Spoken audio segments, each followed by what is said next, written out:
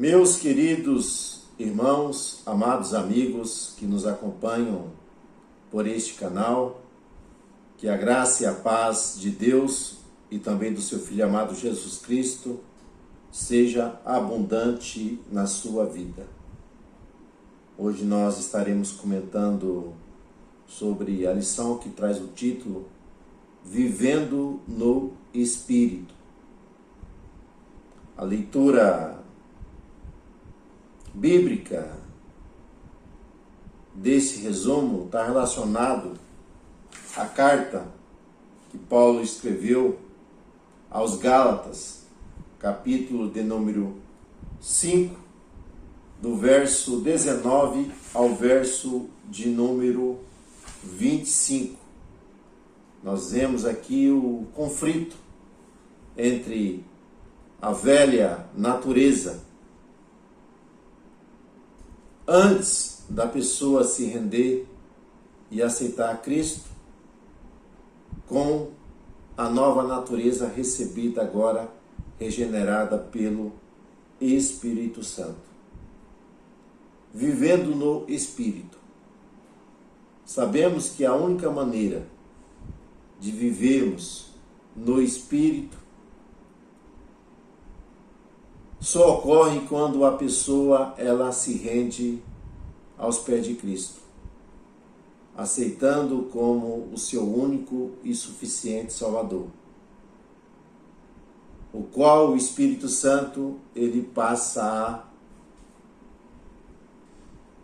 morar na pessoa, passa a viver.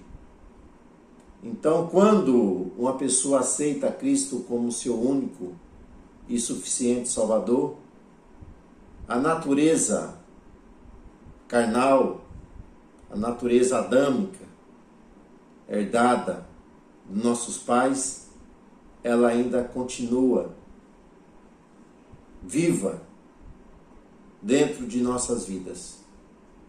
Porém, Deus deseja que nós sejamos guiados, dirigidos, controlados pelo seu Espírito Santo. Então, quando uma pessoa se rende a Jesus, nós vamos ver que isso já é um agir do Espírito Santo. O Espírito Santo vem morar nela, produzindo o que? A regeneração, a nova vida. E para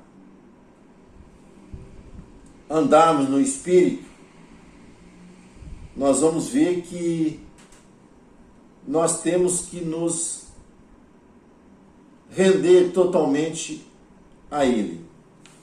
Embora o nosso comentador diz aqui que andar é o sentido figurado de viver, nós vamos ver que no original não concordamos com o que ele diz. Quando Paulo ele escreve, lá no versículo 25 do capítulo 5, ele diz: se vivermos no Espírito. Essa palavra viver aqui no Espírito é zao no grego. Significa respirar. Então, ter vida. Então, se vivermos no Espírito, é não estarmos mortos.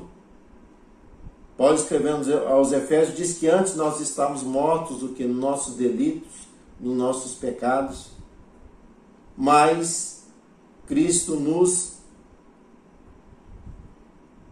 reviveu. Então, se vivemos no Espírito, se nós recebemos a nova vida do Espírito, nós devemos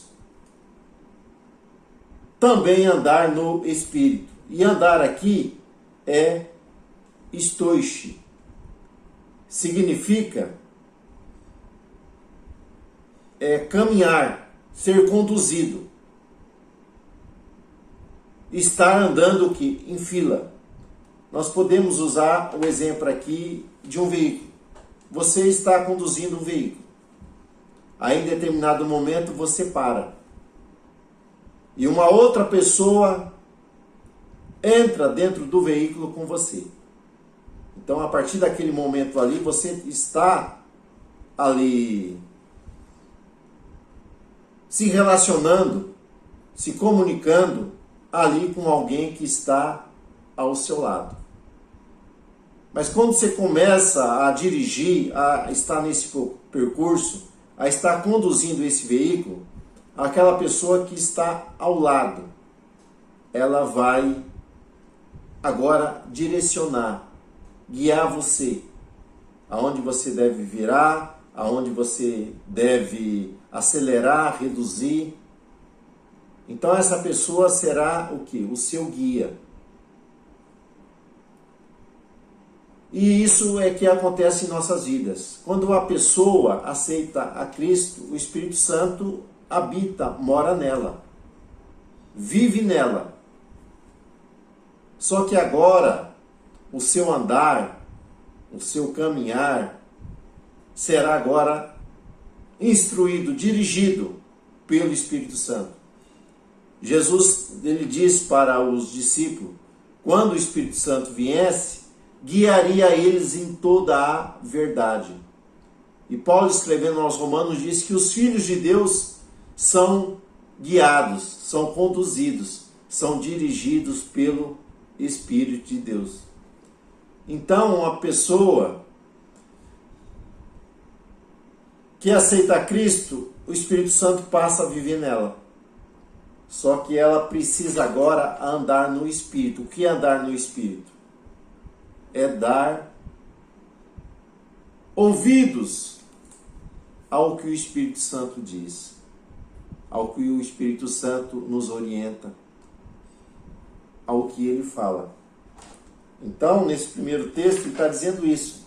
Se andando no Espírito. Então, quem anda no Espírito, a sua vida, ela é dirigida pelo Espírito Santo. É pautada pela palavra de Deus. E por que nós precisamos ser dirigidos, ser guiados, ser conduzidos pelo Espírito Santo? Para que nós não venhamos cumprir o que? Os desejos da natureza carnal, que ainda habita em nós. Porque a obra de Cristo, ali na cruz do Calvário, ela nos separou do pecado. E agora nós entramos em um conflito entre o bem e o mal, entre a carne e o espírito. Então a natureza carnal que habita em mim, ela precisa ser dominada, sufocada pela nova vida que é trazida pelo Espírito Santo. Então o Espírito Santo nos livrou o quê? Da lei do pecado, lei da morte. Então quem anda no Espírito, ele tem vitória sobre o pecado, sobre o império da morte. Então a natureza carnal, ela se opõe o quê? Ao Espírito. Logo, nós precisamos andar no Espírito. Isso é fácil? Não é fácil. Porque é necessário que nós venhamos nos submetermos à palavra de Deus. No começo da aula eu disse para vocês que uma pessoa só é guiada, ela só consegue viver no Espírito se ela aceitar Cristo, porque o Espírito Santo vem fazer morada nela. Só que agora, para que ela possa ser conduzida pelo Espírito Santo, é necessária que a pessoa venha renunciar ao seu ego, renunciar ao seu eu e se aproximar de Deus, dar lugar ao Espírito Santo. Então é necessário que o Espírito Santo não só habite nela, mas que seja o que? O seu guia. Seja aquele que orienta. Porque a maior luta que nós temos, primeiramente, é contra a nossa própria natureza. Nós temos 3 inimigos. temos o diabo, mas a Bíblia, Tiago escrevendo lá no capítulo de número 4, ele vai expressar dessa maneira: sujeitai-vos a Deus, submetei-vos a Deus, e resisti ao diabo, e ele fugirá de vós. Quando nós nos submetemos o quê? À vontade de Deus, à sua palavra, o diabo ele foge. Temos um exemplo clássico ali na tentação de Jesus. Jesus, ele submeteu à vontade do Pai. Ele sujeitou à vontade do Pai. E resistiu ao diabo. E o diabo se afastou dele ali. É claro que ele sempre vai, em toda a nossa caminhada, encontrar brecha para nos levar à queda. Mas ele já foi vencido ali na cruz do Calvário. E se nós submetemos a Deus, ele foge da gente. A outra luta é contra o mundo. É o sistema que já no maligno que se opõe contra Deus. Nós vamos ver que o sistema político, cultural, sistema educacional que eles estão impondo são um sistema que se opõe ao quê? À vontade de Deus. E nós não podemos nos submeter ao mundo com a sua concupiscência, que não agrada a Deus as coisas do mundo. Aqui quando nós falamos mundo, estamos falando do mundo sistêmico.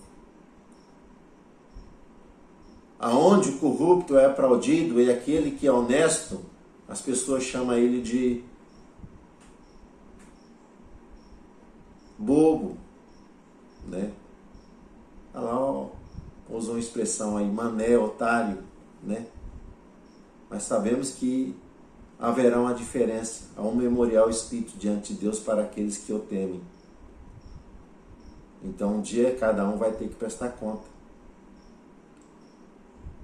E a nossa principal luta é a carne, é o conflito que nós vamos levar até descermos a sepultura ou sermos arrebatados. Então a natureza, ela vai nos atormentar. Então a carne é a prática daquilo que não agrada a Deus. Então aqui no texto, em Gálatas, né, que nós comentamos, Paulo traz uma lista de cerca de 15 tipos. Não é que essa lista está fechada, mas ele cita. E ele diz que os que praticam tais coisas, as obras da carne, não herdarão o reino dos céus. E o avivamento trazido pelo Espírito, nós vamos ver que é marcado pelos dons e pelo fruto.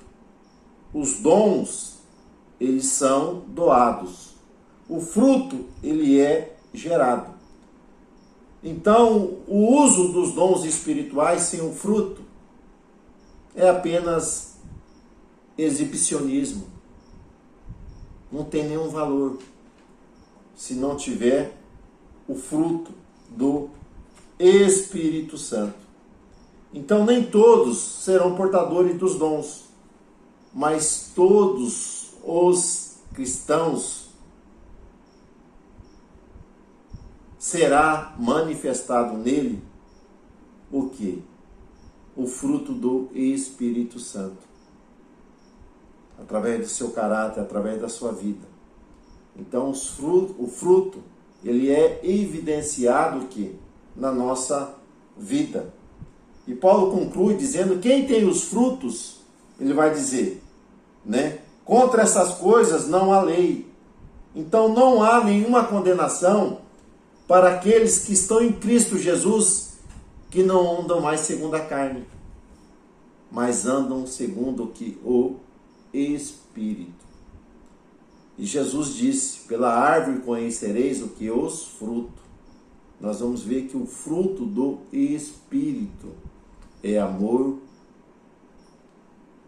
é alegria, é paz, é longanimidade, benignidade, bondade, fidelidade, mansidão, domínio próprio.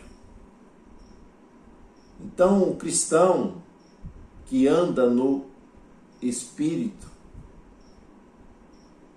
será manifestado através do fruto do Espírito essas virtudes que foram geradas nele através do agir do Espírito Santo. Então, meus amados, nós somos chamados para termos uma vida abundante. E uma vida abundante é onde é manifestada o quê? Grandes bênçãos da parte de Deus, porque nós andamos e vivemos segundo o Espírito Santo. Então todos nós temos o Espírito que aceitamos a Cristo. Só que nós precisamos andar no Espírito. E o exemplo clássico, né? Eu gosto muito do texto ali em Gênesis. O texto diz que Enoque andou com Deus. Ele escolheu Deus como seu companheiro de jornada.